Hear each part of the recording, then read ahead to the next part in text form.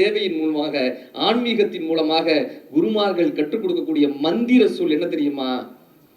வெற்றி அடைவதால் வாழ்க்கையில் மகிழ்ச்சி வருவதில்லை, மகிழ்ச்சியாய் இருப்பதுதான் வாழ்க்கையின் வெற்றி என்று கற்றுக் கொடுக்கக்கூடிய சூத்திரத்தை, சந்தோஷமா இருக்கிறது தான் நாங்க வாழ்க்கையில வெற்றி.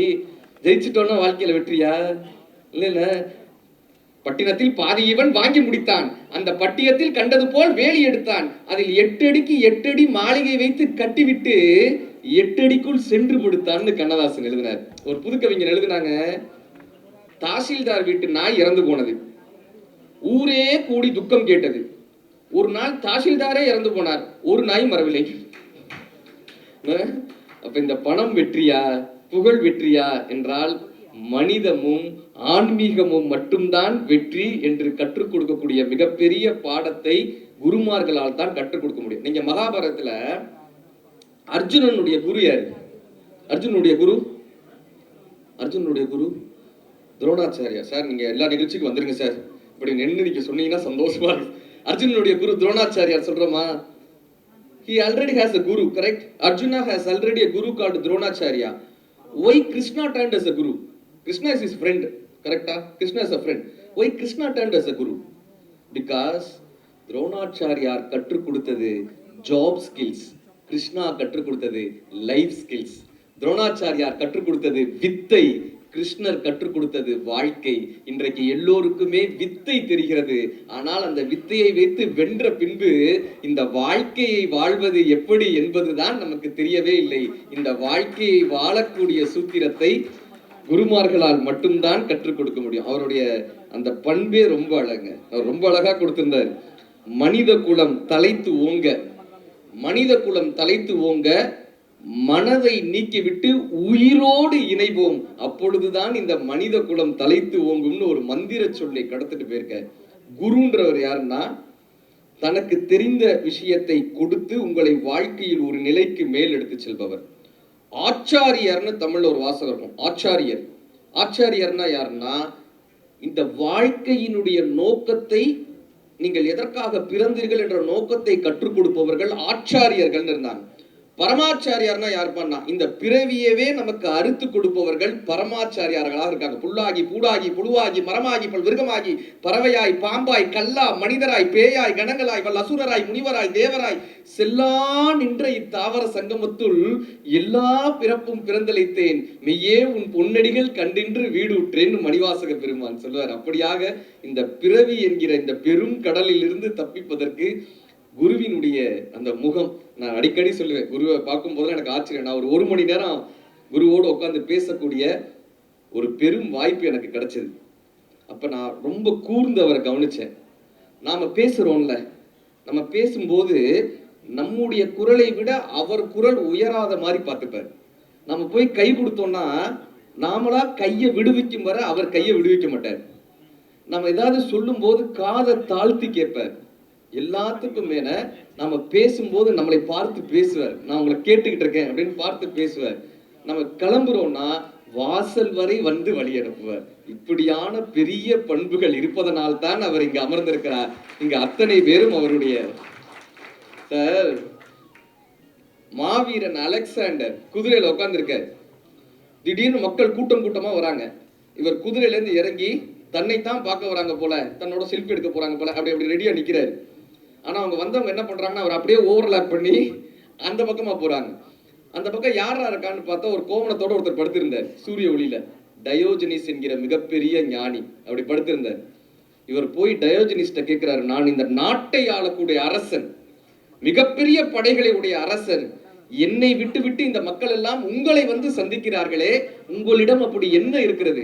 என்கிட்ட வந்து சந்திச்சா நான் பொண்ணும் பொருளும் கொடுக்க போறேன், உங்களை வந்து பாக்குறேன், உங்களுக்கு என்ன இருக்கு? டயோஜனிசின் வார்த்தை என்ன தெரியுமா? நீ வாளின் கூர்மையால் உலகை வென்றவன், நான் நூலின் கூர்மையால் என்னை வென்றவன். உலகை வெல்பவனை விட யார் ஒருவன் தன்னை வெல்ல முடிகிறதோ அவர்கள்தான் உலகத்திற்கான வழிகாட்டியாக இருக்க முடியும். என்னிலே இருந்த ஒன்றை யான் அறிந்ததில்லையே, என்னிலே இருந்த ஒன்றை யான் அறிந்து கொண்டனின், என்னிலே இருந்த ஒன்றை யாவர்கான வள்ளீரோ, என்னிலே இருந்திருந்து யான் உணர்ந்து கொண்டேனேன்னு சிவவாக்கியம். 8:30 மணிக்கு சிவவாக்கியரை சொல்றேன்னு நினைச்சிடாங்க. இதுதான் கிடைச்ச 2 நேரம் சொல்லிடுறேன். ஒரு 3 விஷயம் சொல்லி முடிச்சிடுறேன். இப்போ நம்ம வாழ்கிறோம்ல வாழ்க்கை, இந்த வாழ்க்கையை ஆங்கிலத்தில் 3ஆ பிரித்தாங்க. போன தடவை நான் பேசுகிறப்ப இந்த ஏஐலாம் போட்டிங்களே சார், விஜய் சார், ஏஐலாம் போட்டிங்களே டிரான்ஸ்லேஷனில். ஆனால் ஒரு விஷயங்க, விஜய் சாருக்கும் குருவுக்கும் ஒரு பெரிய கைதட்டலோடு ஒரு நன்றி சொன்னோம். ஏன் தெரியுமா? போன முறையும் நான் தான் பேசினேன் ஐயாவுடைய பிறந்த நாளைக்கு. இந்த முறையும் என்னை அழைச்சிருக்காங்கன்னா 2 விஷயம் இருக்குது. ஏற்கனவே பேசின பேச்சாளர் இன்னொரு தடவை கூப்பிட்றாங்கன்னா 2 விஷயம். ஒன்று, அந்த பேச்சாளர் நல்லா பேசியிருக்கணும், இல்லைன்னா குருவுக்கு தைரியம் ஜாஸ்தியாக இருக்கணும். என் வகையில் அவருக்கு தைரியம் ஜாஸ்தி. சார் இது கைதட்டக்கூடாது சார், இது கைதட்டிட்டீங்கன்னா அது அப்ரூவல் ஆகிடும். இந்த வாழ்க்கையை 3ஆ பிரிச்சாங்க. Living, surviving, existing. வாழ்தல்ன்றத 3ஆ பிரிச்சாங்க. லிவிங் வாழ்தல், கரெக்டா? சர்வைவிங் பிழைத்தல், எக்ஸிஸ்டிங் இருத்தல். இன்னைக்கு நீங்க யாரையாவது போய் கேளுங்களேன் எப்படி இருக்கீங்கன்னு கேளுங்க, என்ன சொல்லுவாங்க? நல்லா இருக்கும்னு யார் சார் சொல்லியிருக்காங்க? ஏதோ இருக்கும். கரெக்டா சொல்றீங்கம்மா. இல்ல நிறைய பேர்கிட்ட கேட்டிருக்காங்க, ஏதோ இருக்கும். இன்னும் சில பேர் சொல்லுவாங்க உங்க புண்ணியத்துல இருக்கேன்னுவா. எனக்கெல்லாம் பயமா இருக்கணும், எனக்கு இருக்கிறது 4-5 புண்ணியம்டா, அதுல நீ இருந்துட்டா நான் என்னையா பண்றது அப்படின்னு. ஏதோ இருக்கும். இந்த இருத்தலுக்கும் வாழ்தலுக்கும் என்னங்க வித்தியாசம்? எங்க இருக்கேன்னு சொல்லுவாங்க தெரியுமா? வேலூர் ஜெயில இருக்கேன்னு சொல்லுவான், கரெக்டா? நான் வேலூர் சிறைச்சாலையில் 25 வருடமாக வாழ்ந்து கொண்டிருக்கிறேன்னு யாரும் சொல்ல மாட்டாங்க. அப்ப எங்க இருக்கேன்னு வாங்கன்னா ஜெயில இருக்கேன்னு. எங்க வாழ்றேன்னு சொல்லுவாங்கன்னா வீட்டுல வாழ்றேன்னு சொல்லுவாங்க, கரெக்டா? வீட்டுல வாழ்றேன்னு. நீதியரசர் நக்கீரன் சார் வந்திருக்காங்க. உங்களுக்கு ஒரு பெரிய கைதட்டலோடு இந்த நேரத்தில் வரவேற்பதில் மகிழ்ச்சி. ஏன்னா அவர் சிறை கைதிகள் எத்தனை பேரை பார்த்திருப்பாங்க. அவர் பேருக்கு ஏற்றார் போலயே நீதியரசருடைய பேருக்கு ஏற்றார் போலயே நீதியரசர். இப்ப எங்க வாழ்றேன்னு சொல்லுவாங்க வீட்டுல, எங்க இருக்கேன்னு சொல்லுவாங்க ஜெயில. இந்த ஜெயிலுக்கும் வீட்டுக்கு என்ன சார் வித்தியாசம்? ஜெயிலுக்கும் வீட்டுக்கு என்ன வித்தியாசம்? விடுதலை. வீட்டுல மனைவி இருந்து அது ஜெயிலுன்னு சொல்லிடப்படாது, அப்படி சொல்லப்படாது. ஜெயிலுக்கும் வீட்டுக்கு என்ன தெரியுமா வித்தியாசம்? விடுதலை. அது என்ன ஒரு சின்ன வித்தியாசம். தாழ்பால், தாழ்பால், தாழ்பால் உள்ள இருந்தா அது வீடு, தாழ்பால் வெளியே இருந்தா அது ஜெயில். நம்மை நாமே கட்டுப்படுத்திக் கொள்ள முடிந்தால் நாம் வீட்டில் வாழ்ந்து கொண்டிருக்கிறோம். நாம் யாராலேயோ நம் மகிழ்ச்சியை கட்டுப்படுத்த முடிந்தால் நாம் சிறைச்சாலையில் இருந்து கொண்டிருக்கிறோம். இந்த வாழ்க்கையை, சிறைச்சாலையாக இருக்கக்கூடிய வாழ்க்கையை மீட்டு வாழ்தல் என்ற கலையை குருமார்களால் மட்டும்தான் கற்றுக் கொடுக்க முடியும். அதற்காகத்தான் இந்த நிகழ்வு. சிறைச்சாலையிலிருந்து மீட்டு உங்களுக்கு வாழ்தல் என்ற கலையை கற்றுக் கொடுக்கக்கூடிய ஒரு பெரும் நிகழ்வு. இத மனம் இருக்குல்ல, இந்த மனம் எப்பயுமே என்ன பண்ணும்னா தண்ணீர் மாதிரி கீழ் நோக்கி தான் போகும், கீழ் நோக்கி தான் போகும். நம்ம ஏதாவது முக்கியமான விஷயம் படிச்சுட்டு இருக்கும்போது பாருங்களேன், இந்த நடிகை செய்த காரியத்தை பாருங்கள் அப்படின்னு ஒரு பார்ப்ப போறோமா? நம்ம என்ன பண்ணுவோம்? திருவாசகத்தை மினிமைஸ் பண்ணிட்டு என்னதான் பண்ணாங்கன்னு பார்ப்போமே. பாப்பமா சார், யாரோ ஒருத்தர் பிறந்த நாளைக்கு யாரோட கேக் ஓட்டிட்டு போறாரு, நமக்கு என்ன வந்துச்சுன்னு கேட்கிறேன். அதை உட்காந்து ஊரே கமெண்ட் போட்டுட்டு இருக்கோமே. புரிந்து கைதட்டி 5 பேருக்கு நன்றி. இந்த மனம் என்ன பண்ணுது? கீழ் நோக்கி தான் போகும். மனம் தண்ணி மாதிரி மேலிருந்து கீழ் நோக்கி தான் போகும். இந்த கீழ் நோக்கி போகுதுல தண்ணி, அதை எப்படி மேல் நோக்கி எடுத்து செல்ல முடியும்னா ஜெட் மோட்டர் போட்டாதான் மேல் நோக்கி எடுத்து செல்ல முடியும். அப்படி கீழ் நோக்கி செல்லக்கூடிய மனதை ஒரு மோட்டர் போல் இந்த யோகிகளும் குருமார்களும் இந்த மனதை மேல் நோக்கி எடுத்து சென்று விட முடியாதா என்று நினைக்கக்கூடிய பெரும் கருணையை குருமார்களால் மட்டும்தான் தர முடியும். சார், எல்லாத்தையும் நாமளே பண்ணிட முடியுமானா முடியாது. ஒரு 2 விஷயம் சொல்லி முடிச்சிடறேன். ஒருத்தன் எல்லாரும் கண்ணை மூடிக்கிட்டு தியானம் பண்றாங்க, நாம ஏன் கண்ணை திறந்துக்கிட்டே தியானம் பண்ணக்கூடாதுன்னு யோசிச்சிருக்கான். எல்லாரும் கண்ணை மூடிட்டு தானே பண்றாங்க, கண்ணை திறந்துக்கிட்டு நாம ஏன் தியானம் பண்ண முடியாது? உங்களுக்கு தமிழ் புரியுமா சார்? ஆனா பரவாயில்ல, இன்ட்ரெஸ்டா கேட்கிறாரு. Super sir. அந்த மாதிரி பரவாயில்ல, இந்த மாதிரி இப்படி கேட்கறதுக்கு ஆள் இருந்தாலும் எனக்கு மகிழ்ச்சியா இருக்கு. கண்ணை திறந்துக்கிட்டு தியானம் பண்ணுவோன்னு போய் உட்காந்தான் ஆற்றங்கரை ஓரமா. கரெக்டா 10:30 மணி ஆச்சு. இன்னைக்கு கண்ணை திறந்து தியானம் பண்றோம், மனசு கலையவே கூடாதுன்னு உட்காந்துருந்தான். 10:30 மணிக்கு ஒரு 16 வயசு பொண்ணு இப்படி போச்சு. மனசுலலாம் கடவுள் இருந்த, கண்ணு மட்டும் அந்த பொண்ணு பின்னாடி இப்படி போச்சு, போய் விட்டு வந்துருச்சு. மறுநாள் யோசிச்சா, ஐயோ இந்த கண்ணு நம்ம சொல்றதை கேட்க மாட்டேங்குது. ஒரு துணி எடுத்து கண்ணை கட்டிக்கிட்டான். இன்னைக்கு நான் தியானம் பண்ணியே தீர்றேன்டான்னு போய் உட்காந்தான். கரெக்டா 10:30 மணி ஆச்சு. கண்ணு பார்க்கல, கொலுசு சத்தம் சல் சல் சல் சல், காது கொண்டு போய் வீட்டுல விட்டு வந்துருச்சு. 3ஆவது நாள் பார்த்தா காதுக்கு 2 பஞ்சை எடுத்து அடைச்சிட்டு இன்னைக்கு பாரு நான் தியானம் பண்ணியே தீர்றேன் போய் உட்காந்தான். கரெக்டா 10:30 மணி ஆச்சு. கண்ணு பார்க்கல, காது கேட்கல, மூக்கு மல்லிகைப்பூ ஸ்மெல்லு, மூக்கு கொண்டு போய் வீட்டில் விட்டு வந்துச்சு. 4வது நாள் ஒரு கோணி போய் எடுத்து கட்டிட்டு, இன்னைக்கு நான் போய் தியானம் பண்ணியே தீர்றேன் போய் உட்காந்தான். இன்னைக்கு நான் தியானம் பண்ணியே தீர்றேன். கரெக்டா 10:30 மணி ஆச்சு. கண்ணு பார்க்கல, காது கேட்கல, மூக்குக்கு ஸ்மெல் வரவே இல்லை. 10:45 ஆச்சு. மனசு சொல்லிச்சான் 10:45 ஆயிடுச்சு, இன்னும் அந்த பிள்ளைய காணோம் அப்படின்னு. இவன் தியானம் பண்ணி அப்ப இந்த மனம் எப்படி பான்னா, மனம் கிடைக்கும் வரை அதை மலையாக நினைக்கும், கிடைத்த பின்பு அதை கடுகாக நினைக்கும்.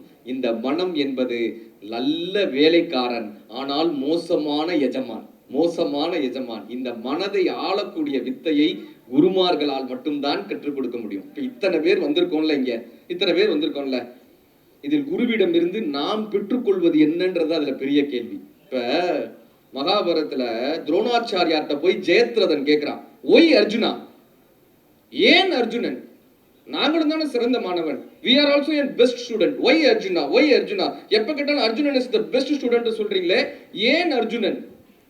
துரோணாச்சாரியருடைய பதில் என்ன தெரியுமா? எக்ஸலண்டான பதில். அதுதான் உங்கள் ஒவ்வொருவருக்கான வார்த்தை. எனக்கு இறைவனின் ஆசீர்வாதம் இருந்தால் என் உதடில் உதரக்கூடிய இந்த வார்த்தை உங்கள் மனதில் ஒரு விதையாக விழ வேண்டும். குருவினுடைய ஆசியின் இருந்தால் இந்த வார்த்தை உங்களுடைய மனதில் விதையாக விழ வேண்டும். உங்களுக்கும் ஆசீர்வாதம் இருந்தால் அந்த விதை உங்கள் மனதில் விருட்சமாகும். துரோணாச்சாரியார்கிட்ட கேட்கிறாங்க, ஏன் அர்ஜுனன்? துரோணாச்சாரியார் சொன்ன விஷயம் என்ன தெரியுமா? நீங்க எல்லாருமே பெஸ்ட் ஸ்டூடெண்ட் தான்ப்பா, நீங்க எல்லாருமே நான் சொல்லி கொடுத்ததை அப்படியே பண்றீங்க. ஆனா இந்த அர்ஜுனன் என்ன தெரியுமா பண்றான்? நான் ஒரு அம்புல கத்து கொடுத்தா அவன் 5 அம்புல பிராக்டிஸ் பண்றான். நான் பகல் நேரத்துல வெளிச்சத்துல கத்து கொடுத்தா அவன் இருட்டுல வெளிச்சம் இல்லாதப்ப பிராக்டிஸ் பண்றான். நாளைக்கு இந்த அர்ஜுனன் என்ன கேள்வி கேட்பானோன்னு பயந்துகிட்டே நான் படிச்சுட்டு வர வேண்டியதா இருக்கு, நான் பிராக்டிஸ் பண்ணிட்டு வர வேண்டியதா இருக்கு. எந்த மாணவன் குருவிற்கு வேலை வைக்கிறானோ அவன்தான் சிறந்த மாணவன் என்று பாரதம் கற்றுக் கொடுக்கிறது. இந்த குருவை எப்படி தெரியுமா போய் பிடிச்சுக்கணுமா? குரங்கு குட்டியை போய் பிடிச்சிக்கல. இந்த குரங்கு குட்டி எப்படி தாய் குட்டியை பிடிச்சிக்கும்ல, நீங்க பாத்திருக்கீங்களா? மலையில போகும்போது குரங்கு குட்டி எப்படி பிடிச்சிக்கும், அப்படியாக குருவை நாம் பற்றி கொள்ள வேண்டுமா? அந்த தாயை விட்டுருச்சுன்னா அந்த கூட்டத்துல சேர்த்துக்காது, அந்த கூட்டத்துல குரங்கு கூட்டத்துல சேர்த்துக்காது அந்த குழந்தைகளை. அப்படி குருவை எப்படிப்பா பிடிச்சிக்கணும்னா அப்படி பிடிச்சிக்கணும். ஆனா நம்ம என்ன பண்றோம்? குருவை பயன்படுத்த தெரியுதான்னு ஒரு பெரிய கேள்வி. காஞ்சி பெரியவர் பற்றி மரியாதைக்குரிய என்னுடைய அன்பிற்கினிய ஐயா புலவர் ராமலிங்கம் ஐயா அற்புதமான ஒரு உரை கொடுத்துட்டு போனாங்க. அவருக்கு ஒரு பெரிய கைதட்டலோடு இந்த நேரத்தில் வாழ்த்து செல்வதில் பெரிய மகிழ்ச்சி. காஞ்சி பெரியவர் எல்லாருக்கும் உபதேசம் பண்ணிட்டு இருந்தார். ஒருத்தர் போய் நின்னா, பெரியவா எனக்கு ஒரு ரொம்ப கஷ்டமா இருக்கு, ரொம்ப கஷ்டமா இருக்கு, நீங்க தான் அதுக்கு ஆறுதல் சொல்லணும். பெரியவரே பெரியவரே, அவர் ரொம்ப பெரிய விஷயம் பேசிட்டு இருக்காரு, அவரு ஞானத்தை பத்தி எல்லாம் பேசிட்டு இருக்காரு. என்னப்பா உன் பிரச்சனைன்னு கேட்டார். பைக் அடிக்கடி ரிப்பேர் ஆகுது, என்ன பண்றதுன்னா அவர் சொன்னார், நல்ல மெக்கானிக்கா பாருப்பா, அப்புறம் போய் திருப்பதி போயிட்டு வான்னு. காஞ்சி பெரியவர் இதில் இருக்காரு தெய்வத்தின் குரல்ல. ஒரு குருவை எப்படி பயன்படுத்துவதுன்னு அவருக்கு தெரியல. காஞ்சி பெரியவர் ஒரு நாள் திடீர்னு எந்திரிச்சு போய் 7 முறை குளிச்சுட்டு வர்றார். 7 முறை குளிக்கிறார், திடீர்னு ஜபம் பண்றார், 7 முறை குளிக்கிறார். அந்த ஆசிரமத்துல இருக்கிற அத்தனை பேர் வந்து கேட்கிறாங்க, நாங்க ஏதாவது தவறு பண்ணிட்டோமா, திடீர்னு போய் குளிக்கிறீங்களே, நாங்க ஏதாவது தவறு பண்ணிட்டோம்? அவர் வார்த்தை என்ன தெரியுமா? நான் 10 வருடத்துக்கு முன்னாடி ஆந்திரால சந்திரமௌலீஸ்வரர் ஆலயத்துக்கு போயிருந்தேன். அங்க புரந்தர கேசவர்லுன்னு ஒரு பையன், 7 வயது சிறுவன், வில்வ இலையை அவன் தான் பறிச்சுட்டு வந்து சுவாமிக்கு பூஜைக்காக கொடுப்பான். நான் அங்கிருந்து வரும்போது, குழந்தை உனக்கு என்னடா வேணும்னு கேட்டேன். எனக்கு மோட்சம் வேணும்னு கேட்டான். இந்த வார்த்தை யாரெல்லாம் அவனுக்கு கற்றுக் கொடுத்ததுன்னு எங்க அப்பா சொன்னாரு. ஒரு குரு உன்னிடம் வந்து உனக்கு என்ன வேண்டும் என்று கேட்டால் இருப்பதிலேயே எது பெரியதோ அதை கேட்க சொல்லி என்னுடைய அப்பா கற்றுக் கொடுத்தார். இந்த உலகத்தில் இருப்பதிலேயே பெரியது இந்த மோட்சம் தானே, அது எனக்கு வேணும். இப்ப காஞ்சி பெரியவர் சொல்கிறார், அந்த புரந்தரவலகேஸ்வரலோ இன்றைக்கு இயற்கை எய்தினார். அவனுக்கு 7 ஜென்மாக்கள் இன்னும் பாக்கி இருந்தது. அந்த 7 ஜென்மாக்களை என் தவத்தின் பலனால் அவனை கடக்கதற்கு உதவினேன்னு காஞ்சி பெரியவர் சொல்றார். இந்த பிறவி என்கிற கடலை கடப்பதற்கான பெரிய ஆயுதமாக குருமார்கள் மட்டும்தான் இருக்கிறார்கள். சொல்லிய வண்ணம் செயல்னு சொல்லுவாங்க. அப்படியாக குருவிடம் நான் ரொம்ப ரசிக்கக்கூடிய விஷயம், உங்களுடைய அறக்கட்டளை, ஈதல் அறக்கட்டளைன்றது மூலமா தொடர்ந்து 100 தூய்மை பணியாளர்களுக்கு உணவளிச்சுட்டு வரோம்னு குருவிட்ட சாதாரண ஒரு முறை பேசும்போது சொல்லியிருந்தோம். சிதிலமடைந்த ஆலயங்களை புனரமைக்கிறோம்னு குருவிடம் சொல்லியிருந்தோம். உங்களுக்கு நானும் ஒரு பெரிய தோளோடு தோளாக நிற்பேன் என்று சொல்லி என்னுடைய அறக்கட்டளைக்கு ஒரு மிகப்பெரிய நிதி உதவியும் செய்து எங்களுக்கு தோளோடு தோளாக வழிகாட்டி கொண்டிருக்கிறார் அன்புக்குரிய குரு அவர்கள். அவர்களுக்கு ஒரு பெரிய கைதட்டலின் மூலமாக இந்த நேரத்தில் நன்றி சொல்லி இன்றைக்கு முடிச்சிடலாமா? ரொம்ப நன்றி. ஒரு சின்ன விஷயத்தை சொல்லி முடிச்சிடுறேம்மா.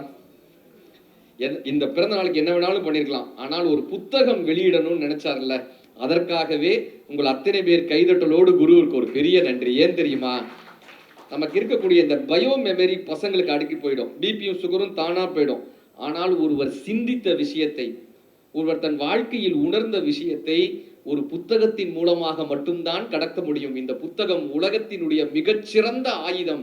அந்த ஆயுதத்தை, அவருடைய சிந்தனையை நமக்கு பரிசாக கொடுக்கிறதுக்கு இவ்வளவு பெரிய விழாவை எடுத்து தருவதற்காகவே குருவிற்கு ஒரு அத்தனை பேரின் சார்பாக மிகப்பெரிய நன்றி. இந்த நேரத்தில் தமிழால் 16 செல்வங்கள் சொல்லுவாங்க. 16 செல்வங்கள்: கலையாத கல்வியும், குறையாத வயதும், ஒரு கவடுபாரா நட்பும், கன்றாத வளமையும், குன்றாத இளமையும், கழுவினி இல்லாத உடலும், சலியாத மனமும், அன்பகலா மனைவியும், தவறாத சந்தானமும், தாழாத கீர்த்தியும், மாறாத வார்த்தையும், தடைகள் வாரா கொடையும், தொலையாத நிதியமும், கோணாத கோலும், ஒரு துன்பமில்லா வாழ்வும், உதவி பெரிய தொண்டரோடு கூட்டும் என்று சொல்லக்கூடிய 16 செல்வங்களை சுவாமிகள் அவர்கள் பெற்று பல்லாண்டு பல்லாண்டு பல்லாயிரத்தாண்டு வாழ வேண்டும். இந்த பிறந்தநாள் மட்டுமல்ல, தொடர்ந்து ஒவ்வொரு பிறந்த நாளும் பிரம்மாண்டமாக இப்படி கொண்டாட வேண்டும். 100 வயது அல்ல, அதற்கும் மேலாக இந்த பிறந்தநாள் விழாவை கொண்டாட வேண்டும். ஒவ்வொரு பிறந்தநாள் விழாவிலும் என்னையவே பேச அழைக்க வேண்டும் என்று கேட்டு, அதற்கு நீங்கள் எல்லோரும் வர வேண்டும். இதே போல் சிரித்து மகிழ்ந்து சுவாமி அவர்களினுடைய கருணையை பெற வேண்டும் என்று சொல்லி, நல்ல இந்த வாய்ப்பிற்கு நன்றி சொல்லி, உங்களுடைய புகழ் மேலும் மேலும் பெருக வேண்டும். அத்தனை பேர் மனதிலும் ஆனந்தமும், சந்தோஷமும், குதூகலமும், ஆரோக்கியமும் உங்கள் குடும்பத்தில் நிலவ வேண்டும். குருவினுடைய ஆசியும் கருணையும் அதற்கு உதவ வேண்டும். நன்றி, நன்றி, நன்றி. அதை காண்பது அறிவு. எதிர்த்தாப்புல இருக்கிறவங்க பேசுகிறவங்களை வச்சு தான் எல்லாருமே எக்ஸாம்பிள் சொல்லியிருப்பாங்க. ஆனால் உண்மை என்னவென்றால், இந்த மெய்பொருளுக்குள்ள அந்த தத்துவம் சிவம் ஒளிஞ்சிட்ருக்கு அப்படின்றது தான். இதை பண்ணணும்னு என்ன பண்ணலாம் அப்படின்னு பார்த்தீங்கன்னா, சரணாகதி ரொம்ப முக்கியம். ஏன்னா கதி என்பது நம்ம பேசிகிட்டு இருந்தோம். அப்போ சரண் ஆகும் கதி, அதுதான் சரணபவா அப்படின்னு சொல்கிற வார்த்தையாக இருந்தாலும் சரி, அல்லது இந்த மனம் மூச்சு அனைத்துமே சேர்ந்து எப்பொழுது அது சரணாகின்றதோ அப்பொழுது அந்த கதியானது ரொம்ப ஒரு நீங்கள் எல்லாம் எதிர்பார்க்குற விஷயம் இந்த தெய்வம் அல்லது ஏதோ ஒன்று, நீங்கள் என்ன வேணாலும் அதுக்கு பேர் வச்சுக்கலாம். நான் சொல்கிறது உடம்புக்குள்ளே இருக்கக்கூடிய அந்த மூச்சு தான். திரும்பவும் இந்த சரணாகதியில் என்ன தேவைப்படுறது அப்படின்னு எல்லாம் சரண்டர்னு சொல்கிறோம். இல்லை, சரண்டர் கிடையாது. மூச்சு, இந்த விதி மதி கதி என்று சொல்லுவார்கள், அந்த இடத்துல தான் அது ஒளிஞ்சிருக்கு. இந்த கதிக்கிட்டே வந்துடுறேன். கதி என்பது சரணாகும் கதி. அங்கே பரிபூர்ணம் சேரணும். பரி என்றால் ஓடிக்கொண்டே இருக்கின்றது, பூர்ணம் என்றால் ஸ்வீட்டு, இனிப்பு. இதுவும் அதுவும் சேர்ந்துடுச்சுன்னா அவங்க அதை வெற்றி பெற்றுட்டாங்கன்னு அர்த்தம். நம்ம நிறைய பார்த்துருப்போம் சார். இந்த நம்ம இருமுடி அப்படின்னு சொல்லுவாங்க. இருமுடி என்பது நம்ம என்ன நினைக்கிறோம் அப்படின்னா, சங்கிரட்டு தாரை ஒன்று, இந்த 2 இடத்துல ஓடிட்டு இருக்கக்கூடிய இந்த மூச்சு. இங்கே நம்ம கோயிலுக்கு போகும்பொழுது தலைக்கு மேலே எடுத்துகிட்டு போயிருப்பாங்க. ரொம்ப முக்கியம், அது தலைக்கு மேலே இருக்குது. அப்போ தலைக்கு மேலே இருக்கக்கூடிய அந்த பொருளை யாரும் அனாவசியமாக நினைக்க மாட்டாங்க, அவசியம் என்று நினைக்கின்றார்கள். அப்போது இருமுடி தாங்கி, இந்த 2 சைடில் ஓடிட்டு இருக்கக்கூடிய மூச்சை யார் ஒருத்தங்க தாங்குறாங்களோ, இருமுடி தாங்கி ஒரு மனதாகி குருவெனவே வந்தோம். குருவென்றால் என்ன அர்த்தம் அப்படின்னு பார்த்தீங்கன்னா, 18 படி நம்மளுடைய தொப்புள் பகுதியிலிருந்து தலைவருக்கும் போகக்கூடிய அந்த கதி என்பது சரியாக முயற்சி செய்து நாம் சாதனை செய்யும் பொழுது, இருமுடி தாங்கி ஒருவனதாகி குருவனவே வந்தோம் சொல்லும் பொழுது, அங்கே தன்னுள் இருக்கின்ற அந்த அகப்பொருள் வெளியில் தெரியுது. அவ்வளோதானே தவிர்த்து அனைத்து சொந்தங்களுக்கும் அன்பு வணக்கங்கள். பேச வாய்ப்பளித்த அனைவருக்கும் வணக்கம். முக்கியமாக சொல்லணும்னா, thanks to all my guys, yogis. Actually, it's running out of time for dinner. Thanks to all, especially all yogis. Magesh ji, thank you. We have a book launch and audio launch, so I'm closing. Thank you, sir. Thank you.